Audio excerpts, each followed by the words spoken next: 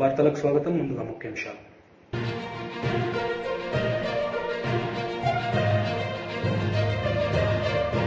కర్ణాటకలో కాంగ్రెస్ గెలుపుపై హర్షం వ్యక్తం చేస్తున్న రేవంత్ రెడ్డి, తెలంగాణలో కూడా అధికారం కాంగ్రెస్ దే అని ధీమా వ్యక్తం.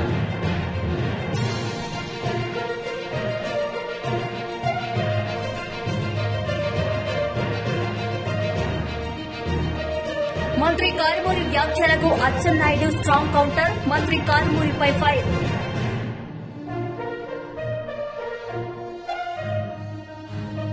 రాష్ట్రంలో హిందూ సంఘటిత శక్తిని చాటేందుకు కరీంనగర్లో 1,00,000 మందితో హిందూ ఏక్తా యాత్ర నిర్వహించినట్లు భాజపా రాష్ట్ర అధ్యక్షుడు బండి సంజయ్ ప్రకటించారు. హిందూ ఏక్తా యాత్ర ద్వారా 14వ తారీఖు నాడు సాయంత్రం 4 గంటలకు వైశ్యబంధు నుంచి నిర్వహించినటువంటి హిందూ ఏక్తా యాత్రలో తెలంగాణ రాష్ట్ర వ్యాప్తంగా కార్యకర్తలు, హిందూవాదులంతా కూడా, ముఖ్యంగా యువకులందరూ కూడా, హిందూ ధర్మం గురించి ఆలోచించే యువకులు, హిందూ సమాజం అంతా కూడా వాళ్ళ ఈ నెల 14వ తారీఖు నాడు జరిగే హిందూ ఏకయాత్రలో పాల్గొంటున్నారు. పాల్గొనాల్సింది కూడా విజ్ఞప్తి చేస్తున్నాం. దీని ద్వారా ఒక సంకేతం, హిందూ సమాజం సంఘటితంగా ఉంది, హిందూ సమాజం యొక్క సంఘటిత శక్తిని ప్రదర్శించడానికి, హిందువులో ఐక్యత ఉందని ప్రదర్శించడానికి, హిందువుల జోలికొస్తే హిందువులను కించపరిచే ప్రయత్నం చేస్తే ఈ విధంగా మా ఐక్యతను ప్రదర్శిస్తామని చెప్పి ఒక సంకేతం ఇవ్వడానికి ఈ హిందూ ఏకతా యాత్ర నిర్వహిస్తా ఉన్నాం. మరి తెలంగాణ రాష్ట్రంలో ఉన్నటువంటి యువత, హిందువులందరూ కూడా పెద్ద సంఖ్యలో పాల్గొనాల్సిందిగా విజ్ఞప్తి చేస్తున్నాం. దానికి సంబంధించి ఏర్పాట్లన్నీ కూడా పూర్తవుతున్నాయి. ఈ హిందూ ఏకతా యాత్రకు అస్సాం ముఖ్యమంత్రి అయినటువంటి శ్రీ హేమంత్ బిశ్వ శర్మ గారు, అదేవిధంగా జాతీయ ప్రధాన కార్యదర్శి తెలంగాణ రాష్ట్ర ఇన్ఛార్జ్ అయినటువంటి తరుణ్ చుగ్ గారు, దాంతోపాటు కేరళ స్టోరీ సినిమా డైరెక్టర్ గారు, ప్రొడ్యూసర్ గారు ఫోన్ చేశారు, మేము తెలంగాణకు రావాలనుకుంటున్నాం, హిందూ ఏకతా యాత్రలో పాల్గొనాలని చెప్పి అనుకుంటున్నాం అని చెప్పి వారు కూడా రిక్వెస్ట్ చేయడం జరిగింది. వాళ్ళని కూడా తప్పకుండా రమ్మని చెప్పినాం.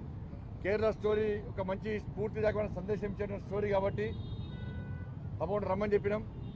బట్ వీళ్ళందరూ నాయకులు అందరూ వస్తారు కాబట్టి ఈ హిందూ ఏకతా యాత్రను పూర్తి స్థాయిలో విజయవంతం చేయడానికి ప్రతి ఒక్కరు కష్టపడి పనిచేస్తూ ఉన్నారు. ఇప్పుడు అందరూ స్వచ్ఛందంగా తరలి రావాల్సిందిగా ఈ సందర్భంగా విజ్ఞప్తి చేస్తున్నాం. ఈ కుహనా లౌకికవాదులకు, మైనార్టీ సంతుష్టికరణ విధానాలు అవలంబించినటువంటి ఈ వ్యక్తులకు, పార్టీలకు గుణపాఠం చెప్పాలంటే హిందూ శక్తిని చాటాలి. రాజకీయాలకు అతీతంగా నిర్వహించినటువంటి హిందూ ఏకయాత్ర వేలాదిగా తరలి రావాల్సిందిగా విజ్ఞప్తి చేస్తూ 1,00,000 మంది టార్గెట్ పెట్టుకున్నాం. పెద్ద ఎత్తున తరలి వచ్చే అవకాశం ఉన్నాయి. అన్ని ఏర్పాట్లు కూడా ముందుకు సాగుతూ ఉన్నాయి. దాంతోపాటు మన జగిత్యాలలో జరిగిన సంఘటన నిజంగా సభ్య సమాజం తలదించుకునే విధంగా ప్రభుత్వం వ్యవహరించిన తీరు వల్ల జగిత్యాల ఎస్ఐ గారు అనిల్ యాదవ్ గారి యొక్క శ్రీమతి గారు వాళ్ళ ఇంటికి పోయి తిరిగి ఆర్టీసీ బస్సులో 2 పసిపిల్లలతో బస్సులో ప్రయాణిస్తున్న సందర్భంలో చేతిలో ఉన్న పసిపాప పాల కోసం ఆకలితో ఏడిస్తే పక్కకున్నటువంటి బుర్కా వేసుకున్న మహిళ రిక్వెస్ట్ చేసింది. ఆమె చిన్న పసిపాప ఏడుస్తున్నది, కొంచెం ప్లేస్ ఇవ్వండి, పాప పాలు ఇవ్వాలని చెప్తే కనీసం మానవత్వం లేకుండా ఆ మహిళ మీద ఇష్టానుసారంగా మాట్లాడము, బస్సులో అందరూ కూడా నిలువరించే ప్రయత్నం చేస్తే కూడా ఆ 2 మహిళలో ఒక్క మహిళను కనీసము సీట్ ఇవ్వకపోవడమే కాకుండా ఇష్టానుసారంగా ఈ మాట్లాడము, కావాలనే గొడవ పెట్టుకునే ప్రయత్నం చేయడము, ఈ ఎస్ఐ గారు శ్రీమతి పట్టించుకోకుండా వెనుక సీట్లో పోయి ఆ పసిపాప పాలు ఇస్తుంటే కూడా కనీసం అడ్డుకునే ప్రయత్నం చేసి ఇష్టానుసారంగా అసభ్యంగా మాట్లాడే ప్రయత్నం చేస్తుండమే కాకుండా వాళ్ళ మనుషులకు, వాళ్ళ వర్గానికి సంబంధించిన వ్యక్తులకు, వాళ్ళ కుటుంబ సభ్యులకు ఫోన్ చేసి రప్పించుకునే ప్రయత్నం చేస్తే ఎస్ఐ గారి శ్రీమతి భయపడి ఎస్ఐ గారికి ఫోన్ చేసింది. అప్పటికైనా డ్యూటీలో ఉన్నా ఏం కాదని చెప్పి ఎస్ఐ గారు చెప్తుంటే నాకు భయంగా ఉంది, ఇక్కడ పరిస్థితి బాగలేదు, దయచేసి రండి అని చెప్తే అప్పుడే వచ్చిన ఎస్ఐ గారు ఈ విషయాన్ని క్లోజ్ చేసే ప్రయత్నం చేస్తున్నాడు. కావాలనే ఎస్ఐ గారు రెచ్చగొట్టే ప్రయత్నం చేసి అంత బస్సులో జరిగిన సంఘటన మీద మహిళ బురికేసుకున్న మహిళ వీడియో తీయలే. ఎస్ఐ గారు మాట్లాడుతుంటే కావాలని రెచ్చగొట్టి ఎస్ఐ తెలుసుకొని వీడియో తీసే ప్రయత్నం చేస్తే ఎస్ఐ గారు శ్రీమతి ఇప్పటిదాకా వీడియో ఎందుకు తీయలే, ఇప్పుడు వీడియో తీసుకొని చెప్పి మొబైల్ గుంజుకున్నందుకే సంఘటన పెద్ద సంఘటన అయిపోయింది. ఏమీ మాట్లాడకుండా, జరిగిన విషయం తెలుసుకోకుండా, విచారణ జరపకుండా ఎంఐఎం పార్టీ నాయకులు వచ్చి హైదరాబాద్ నుంచి ఎంఐఎం పార్టీ నాయకులు ఫోన్ చేస్తే, ప్రెషర్ తీసుకొస్తే, ఒత్తిడి తీసుకొస్తే వాళ్ళ అమాయకుడైనటువంటి ఎస్ఐ అనిల్ యాదవ్ గారిని సస్పెండ్ చేయడం ఎంతవరకు కరెక్ట్ రాష్ట్ర ప్రభుత్వం చెప్పాలి, బీఆర్ఎస్ పార్టీ నాయకులు చెప్పాలి. ఇలా ఒక ఎస్ఐగా ఉండి వాళ్ళ భార్య ఆర్టీసీ బస్సులో ప్రయాణిస్తుందంటేనే ఎస్ఐ యొక్క నిజాయితీని ప్రభుత్వం అర్థం చేసుకోవాలి, సమాజం అర్థం చేసుకోవాలి. ఎస్ఐ భార్య అండి, ఎస్ఐ గారి భార్య ఆర్టీసీ బస్సులో ఎండాకాలం 2 పసి పిల్లలతో ప్రయాణం చేస్తున్నది. పసి పాపకు ఆకలిస్తే పాలిస్తా అని చెప్పి రిక్వెస్ట్ చేసింది. ఎస్ఐ గారు దాడి చేసిరని సస్పెండ్ చేశారు. ఎస్ఐ గారు దాడి చేసిన వీడియోస్ ఉన్నాయి ఏమన్నా? మానవత్వంతో ఆలోచించాలి. ఏం కేసు పెట్టారు? ఎస్ఐ గారు సస్పెండ్ చేశారు. వాళ్ళ భార్య మీద ఇంకో కానిస్టేబుల్ న్యూసెన్స్ కేసు అట, బస్సును ఆపి గొడవ వేసిరట. ప్రభుత్వం ఎంత స్పందించిందా నిజంగా. ఓల్డ్ సిటీలో కరెంటు బిల్లు కొడితే ప్రభుత్వం స్పందించేది. చాలన్ల కోసము పోలీసులు నడితే పోలీసులు దాడులు చేస్తే ప్రభుత్వం స్పందించేది. ఉగ్రవాదులు టెర్రరిస్టులు స్థావరాలు పోయి చెక్ చేస్తే దాడులు చేస్తే పోలీసులు ప్రభుత్వం పట్టించుకోదు. నేను ఇప్పటివరకు దీని గురించి మాట్లాడలే. దీన్ని మతం కోణంతో మేము చూడలే. మొన్న జరిగింది సంఘటన ఇది మతాలకు సంబంధించిన సమస్య కాదని చెప్పి నేను మాట్లాడలే ఇప్పటివరకు కూడా. కానీ ఏం చేశారు? కర్ణాటకలో కాంగ్రెస్ గెలుపుపై హర్షం వ్యక్తం చేశారు పిసిసి చీఫ్ రేవంత్ రెడ్డి. ఈ సందర్భంగా ఆయన మీడియాతో మాట్లాడారు.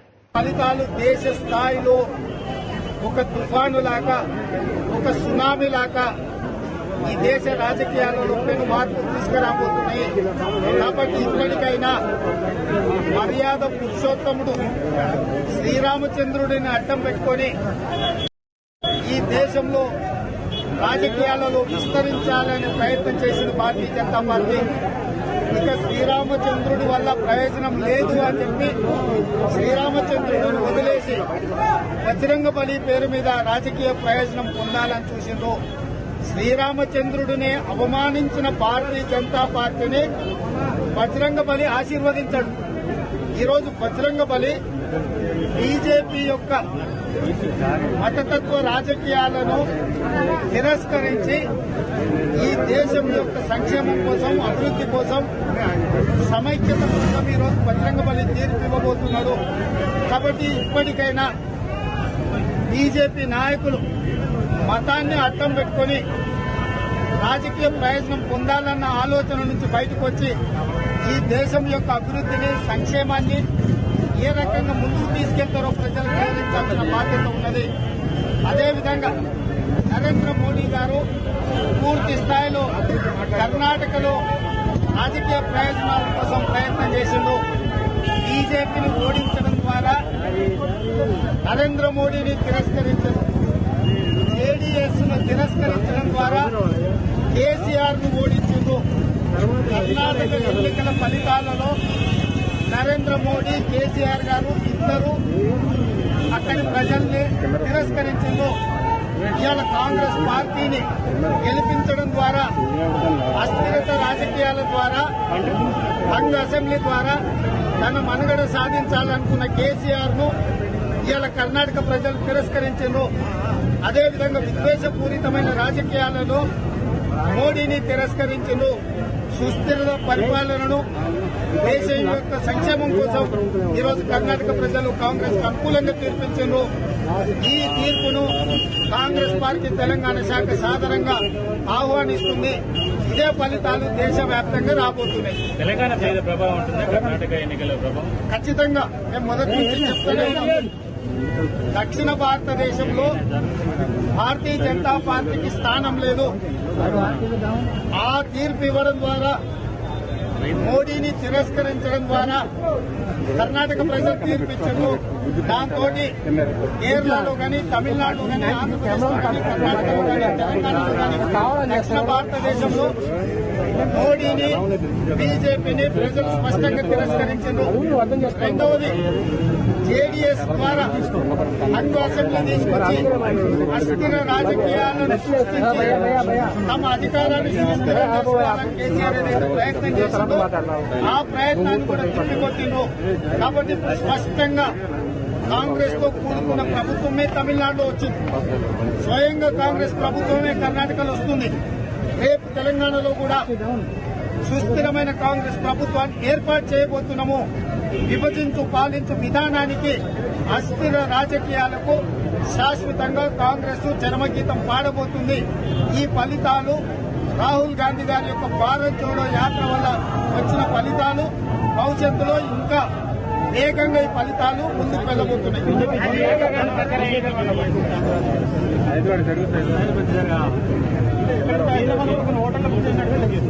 నేను అనేది ఏంటంటే 9 రాష్ట్రాలు కర్ణాటకలో కాంగ్రెస్ గెలుపుపై హర్షం వ్యక్తం చేశారు పీసీసీ చీఫ్ రేవంత్ రెడ్డి.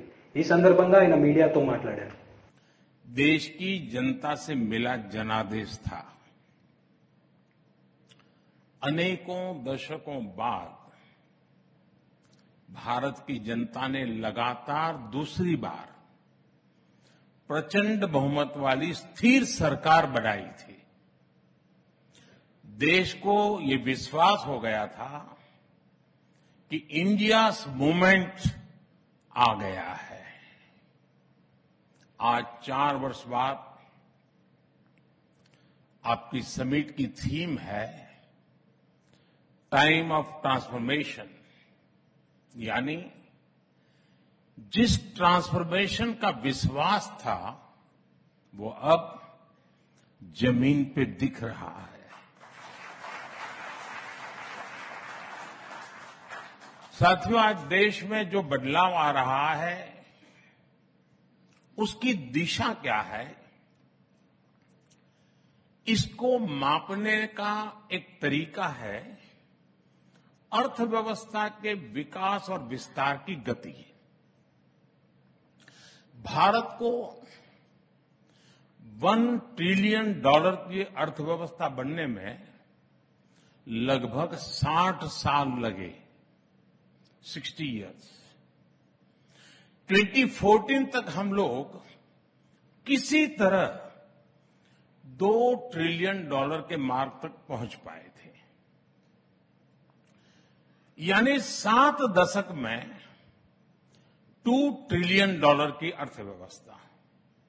लेकिन आज हमारी सरकार के 9 वर्ष बाद भारत आज लगभग $3.5 ट्रिलियन इकोनॉमी वाला देश है।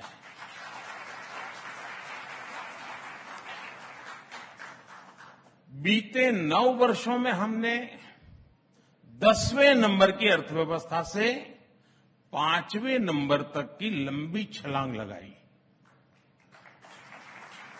और ये सब 100 साल के सबसे बड़े संकट के बीच हुआ है।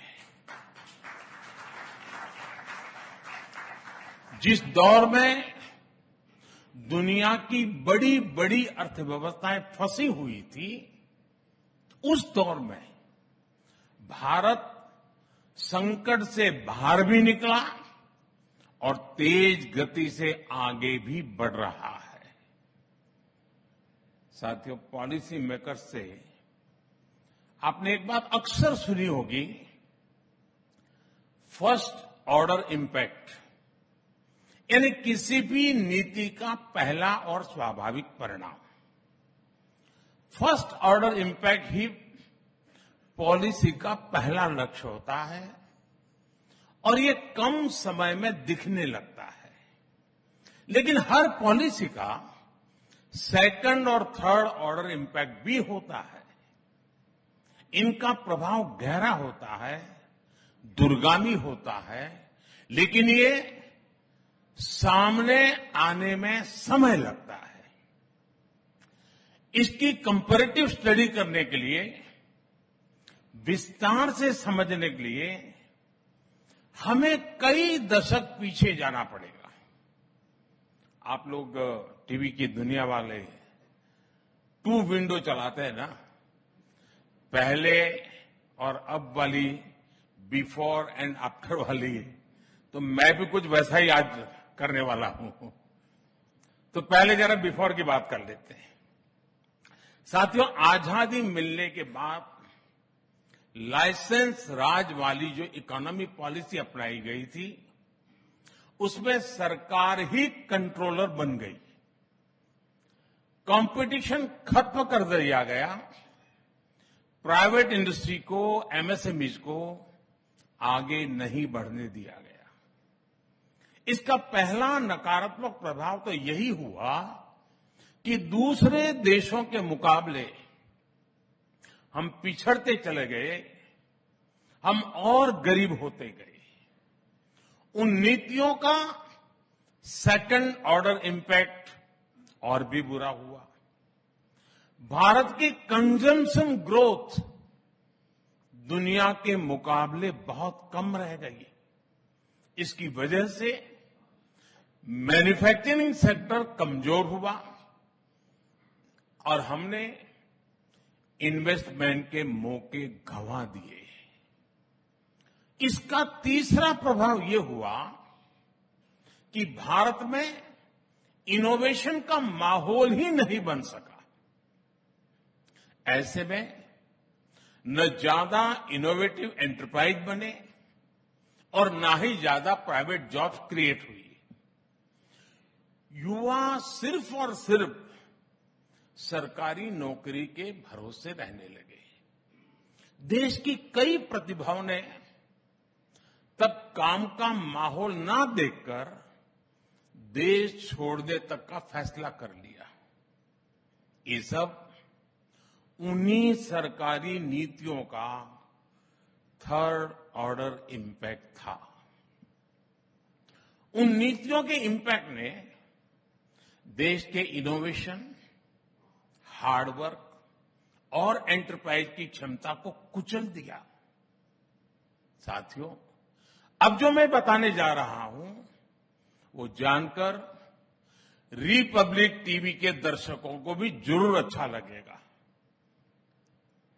2014 के बाद हमारी सरकार ने जो भी पॉलिसी बनाएगी उसमें न केवल इनिशियल बेनिफिट्स का ध्यान रखा गया, बल्कि सेकंड और थर्ड ऑर्डर इफेक्ट को भी प्राथमिकता दी गई।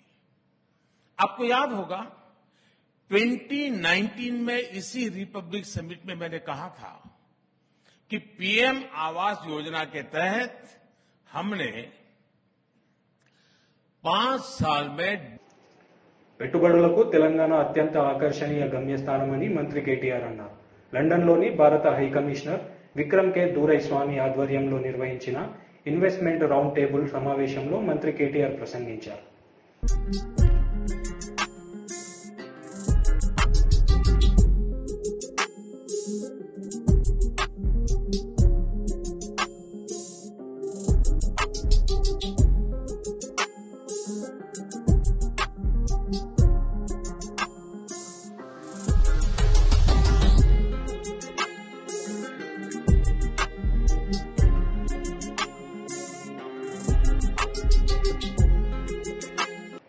మంత్రి కారమూరి వ్యాఖ్యలకు అచ్చెన్నాయుడు స్ట్రాంగ్ కౌంటర్ ఇచ్చారు. ఈ సందర్భంగా అచ్చెన్నాయుడు మంత్రి కారమూరిపై మండిపడ్డారు.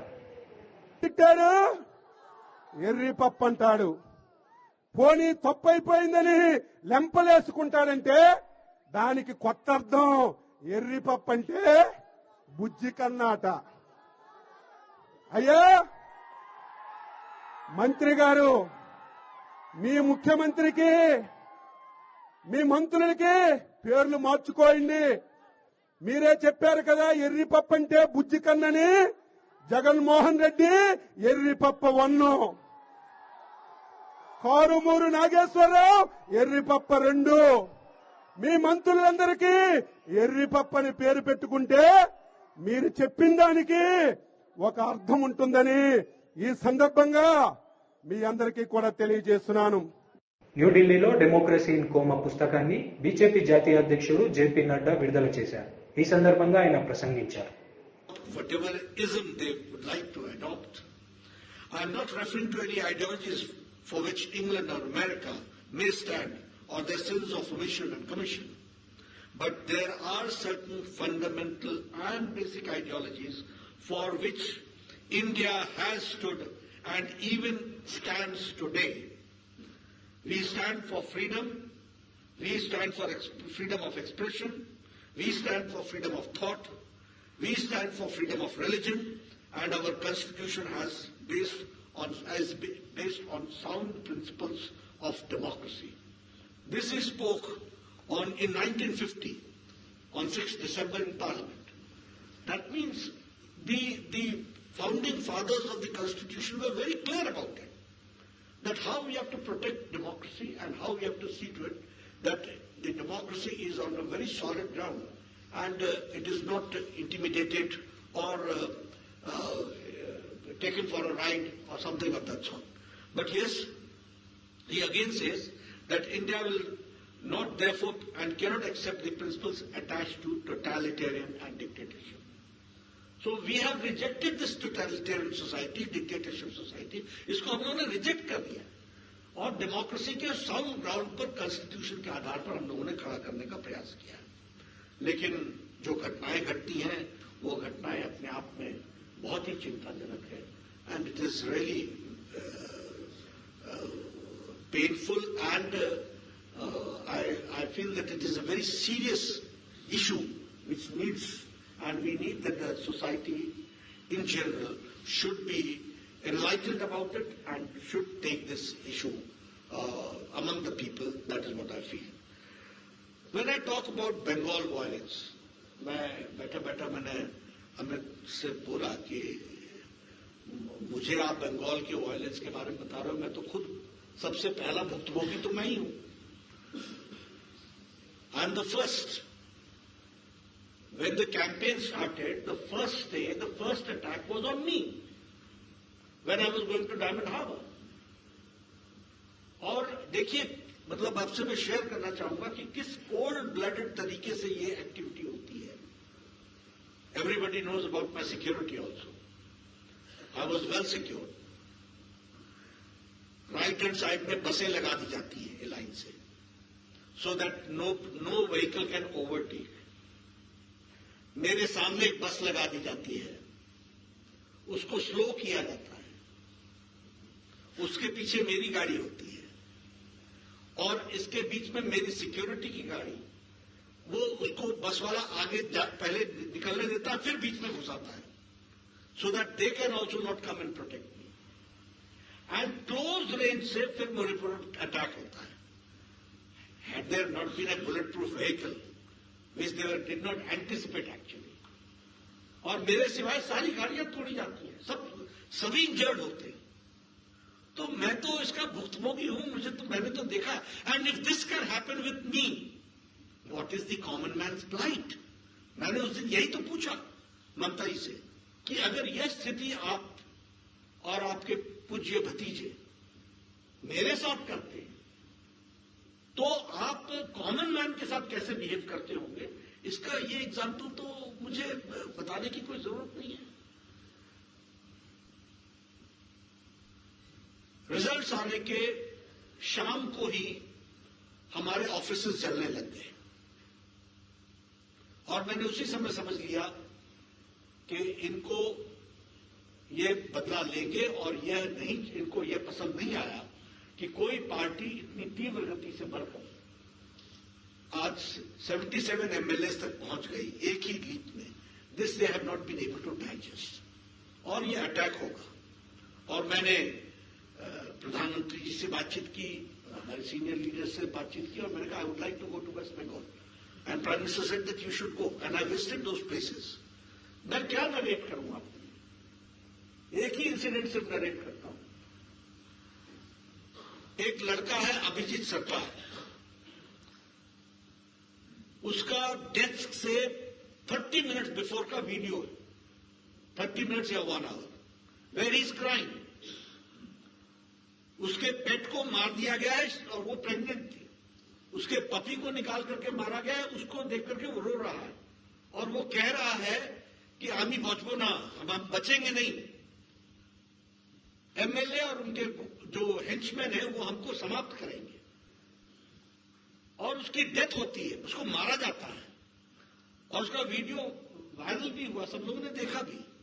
और आप मेरी स्थिति सोचिए कि मैं उसी घर के नीचे वाले कमरे में उसकी मां को सांत्वना दे रहा हूं और मां बोल रही है कि मेरा बच्चा भाग गया है, उसको बताया नहीं गया है कि ही इज नो मोर।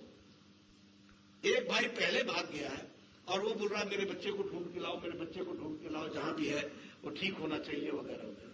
आप सोचिए वो शाम हमने कैसे गुजारी, क्या स्थिति हुई है, किस तरीके से ये घटनाएं घटी है।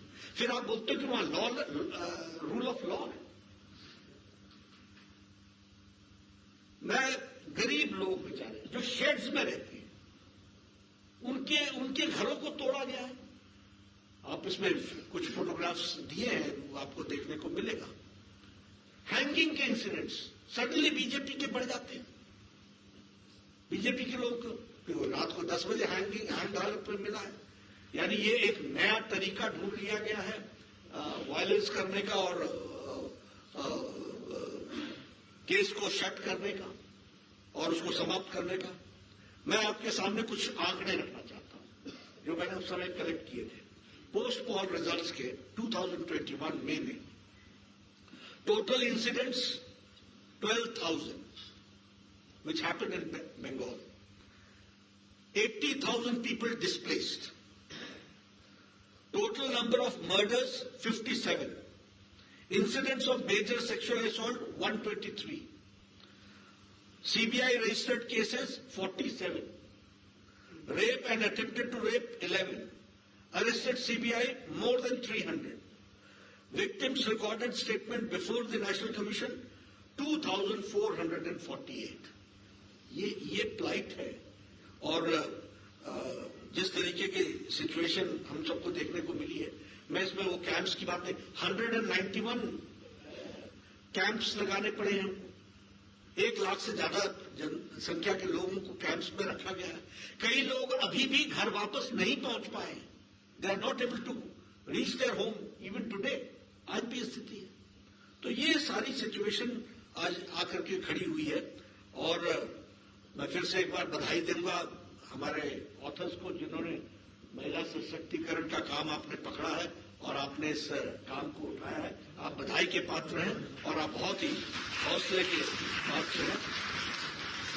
और ये डेमोक्रेसी इन कोमा की किताब जो है वो सब लोगों को पढ़नी चाहिए, जानना चाहिए। और बंगाल में हम बदले की बात नहीं कहते, लेकिन हम बदलाव की बात करते हैं। वहां बदलाव चाहिए और आप लोगों की ताकत से जरूर हम कर सकेंगे। आप देखिए वहां हाईकोर्ट के ऑर्डर पर एसआईटी बैठी, 7,000 केस रजिस्टर हुए and 550 cases have been taken by SIT. What is ये लॉलेसनेस का और ये स्टेट मशीनरी का क्रम्बल डाउन नहीं तो और क्या है। ये स्थिति आकर के खड़ी हुई है। और जैसा कि अभी सोनाली जी ने बताया था कि मां माटी मानुष की बात करने वाले, न मां बची न माटी बची और मानुष तो रहा ही नहीं बेचारा, वो तो जो उसकी हालत हुई है। आप देखिए, मैं अगर आपके साथ चर्चा करूं, नेशनल क्राइम रिकॉर्ड ब्यूरो की तरफ से जब हम चर्चा करते हैं तो crime against women in West Bengal is 74.6%. If I talk about it, it is on the top on acid attacks. West Bengal सबसे ज्यादा एसिड अटैक में। उसी तरीके से हीनियस क्राइम में against women of 18 to 30 years, ये उसमें Bengal is first. 4th highest number of dowry deaths, ये बंगाल की स्थिति है जो हमको समझनी चाहिए। और अगर हम वैसे भी बोले, फेडरल स्ट्रक्चर की दृष्टि से बोले, प्रधानमंत्री आवास योजना घपला, आयुष्मान भारत 4,70,00,000 लोगों को प्रधानमंत्री मोदी जी 5 लाख रुपए का हेल्थ कवर देना चाहते हैं, नहीं इंप्लीमेंट किया। Deprived, what is the number? 4,70,00,000। people. Who are they? Rickshaw वाला, रेडी वाला, ठेले वाला, फेरी वाला, सब्जी वाला, बस का ड्राइवर, बस का क्लीनर, ट्रक का ड्राइवर, ट्रक का cleaner, lift man, rack picker, ऐसे गरीब लोगों को मोदी जी 5 लाख रुपए एवरी ईयर हेल्थ कवर के लिए दे रहे हैं and West Bengal is deprived and the number is 4,70 lakh. ये स्टेट है, ये स्थिति है। उसी तरीके से पोषण का फंड डाइवर्ट कर देते हैं। मनरेगा का फेक जॉब कार्ड्स के तहत एक बहुत बड़ा स्कैम होता है और गवर्नमेंट ऑफ इंडिया को यूटिलाइजेशन सर्टिफिकेट नहीं दिया जाता है। फिर ममता जी ये भी चिल्लाती हैं कि हमारे साथ अन्याय हो रहा है। तुम पैसे का हिसाब न दो, आप యూటిలైజేషన్ సర్టిఫికేట్ వద్దు, आप भारत के कानून। వార్తలు ముగించే ముందు ముఖ్యాంశాలు మరోసారి.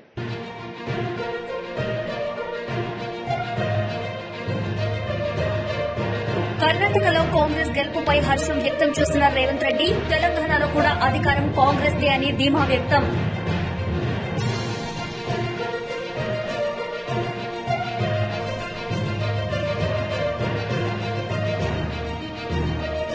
మంత్రి కారుమూరి వ్యాఖ్యలకు అచ్చెన్నాయుడు స్ట్రాంగ్ కౌంటర్, మంత్రి కారుమూరిపై ఫైర్.